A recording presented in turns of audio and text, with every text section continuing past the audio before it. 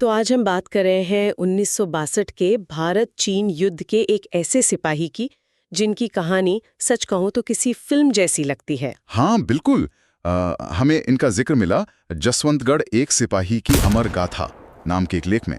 Rifleman Jaswant Singh Rawat. जी सोचिए जरा, एक ऐसा सैनिक जिनके बारे में कहा जाता है कि वो शहादत के बाद भी आज भी अपनी पोस्ट पे तैनात है। हाँ, ये सुनने में ही कितना अविश्वसनीय लगता है। बिल्कुल।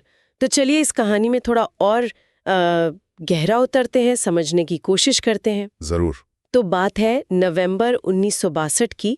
कड़ाके की ठंड पड़ रही थी।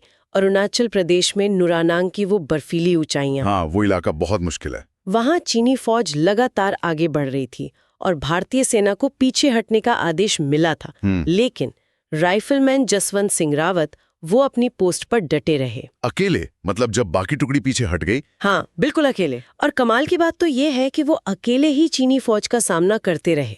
अच्छा, पर कैसे? एक अकेला सैनिक पूरी फौज से? यही तो कहानी का सबसे दिलचस्प हिस्सा है। वो क्या कर रहे थे कि बहुत तेजी से अलग अलग बंकरों से फायरिंग कर रहे थे। अच्छा, ताकि दुश्मन को लगे कि वहां एक से ज्यादा लोग हैं। हाँ, ताकि उन्हें लगे कि पूरी भारतीय टुकड़ी अभी भी वहीं मौजूद है और लड़ रही है। ये तो कमाल की रणनीति है। और उन्होंने ऐसा 1-2 घंटे नहीं, पूरे 72 घंटे तक किया। 3 दिन तक अकेले एक पूरी चीनी बटालियन को रोके रखा। 72 घंटे? ये तो मतलब अकल्पनीय है। अकेले उस ठंड में बिना रुके। हाँ, सोचिए उन बंकरों के बीच दौड़ना, हथियार बदलना अकेले। ये किस दर्जे की हिम्मत और सहनशक्ति रही होगी। बिल्कुल। ये सिर्फ शारीरिक हिम्मत नहीं, ये जबरदस्त मानसिक दृढ़ता और रणनीति का भी कमाल था। इसे हम मनोवैज्ञानिक युद्ध कह सकते हैं। मनोवैज्ञानिक युद्ध कैसे? देखिए, एक अकेले सैनिक का अलग अलग जगहों से लगातार फायर करना, वो भी उस पहाड़ी इलाके में जहां आवाज गूंजती है, दुश्मन के मन में भ्रम पैदा करने के लिए काफी था। हाँ, ये बात तो है। उन्हें अंदाजा ही नहीं लग पाया होगा कि गोलियां एक ही जगह से आ रही हैं या कई जगहों से। वो असल में दिमाग से लड़ाई जीत रहे थे, सिर्फ बंदूक से नहीं। लेकिन फिर भी 72 घंटे अकेले, ये लगभग अविश्वसनीय सा लगता है। क्या युद्ध की उस अफरा तफरी में ये सब बिल्कुल ऐसे ही हुआ होगा? हाँ देखिए, उनकी बहादुरी तो खैर बेमिसाल थी ही और ये घटनाएं दर्ज भी हैं। लेकिन ये भी होता है कि ऐसी मुश्किल हालात में जो मिसालें बनती हैं ना, हाँ। समय के साथ उनमें लोक कथा के मतलब लेजेंड के तत्व भी जुड़ जाते हैं और वो उन्हें और भी ज्यादा असरदार बना देते हैं। असलियत और वो किंवदंती, वो मिलकर एक नायक की छवि बनाते हैं। सही बात है।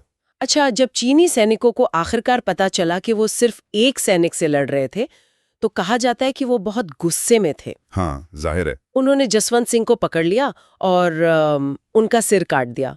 लेकिन जो बात मुझे सबसे ज्यादा हैरान करती है वो ये है कि बाद में जी। चीनी कमांडर ने न सिर्फ उनका सिर लौटाया, बल्कि सम्मान के तौर पर कांसे की एक मूर्ति भी भेंट की।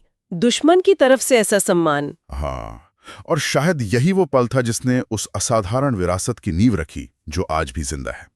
युद्ध के मैदान पर दुश्मन से ऐसा सम्मान पाना, ये बहुत बहुत दुर्लभ है। वाकई ये दिखाता है कि उनकी वीरता ऐसी थी जिसने दुश्मनी की सीमाओं को भी पार कर लिया था। बिल्कुल। और आज उस जगह को जसवंतगढ़ के नाम से जाना जाता है। वहां भारतीय सेना ने उनके सम्मान में एक मंदिर और स्मारक बनाया है। जी हाँ, मैंने भी सुना है। और वहां रोज सुबह उनकी चारपाई लगाई जाती है, उनकी वर्दी प्रेस होती है, जूते पॉलिश होते हैं और चाय भी रखी जाती है, ऐसे जैसे वो आज भी वहीं ड्यूटी पर हों। ये एक जीती जागती परंपरा बन गई है। हाँ, और स्थानीय लोगों और वहां तैनात सैनिकों में ये मान्यता बहुत गहरी है कि बाबा जसवंत सिंह रावत की आत्मा वो आज भी रात में पोस्ट का पहरा देती है। जैसा उस लेख में लिखा था, एक ऐसा सिपाही जिसने मरकर भी सरहद नहीं छोड़ी। ये कहानी अब सिर्फ एक सैनिक के शौर्य की नहीं रही, ये उस जज्बे की कहानी बन गई है जो कर्तव्य और देश प्रेम का प्रतीक है। सही कहा। ये दिखाता है कि कैसे किसी की शहादत एक स्थायी प्रेरणा बन जाती है, एक तरह की लोक कथा में ढल जाती है, जो वहां तैनात हर सैनिक और आम लोगों का भी हौसला बढ़ाती है। इस सिर्फ याद करना नहीं है, ये एक जीवित परंपरा है जो रोज निभाई जाती है। तो जसवंत सिंह रावत की कहानी हमें यही दिखाती है कि कैसे एक अकेला इंसान भी अपनी असाधारण हिम्मत और अपने फर्ज के दम पर इतिहास में हमेशा के लिए अमर हो सकता है। हाँ, और यहाँ सोचने वाली बात ये भी रह जाती है कि युद्ध और संघर्ष के ऐसे मुश्किल माहौल में इस तरह की वीर गाथाएं आखिर बनती कैसे हैं? कैसे कोई नायक पीढ़ियों तक याद रखा जाता है और उन्हें सम्मान देने के ये जो तरीके विकसित होते हैं, जैसे जसवंतगढ़ में होता है, ये कैसे बनते हैं और समय के साथ बदलते हैं? और सबसे जरूरी, आखिर में ये कहानियां हमारे लिए क्या मायने रखती हैं?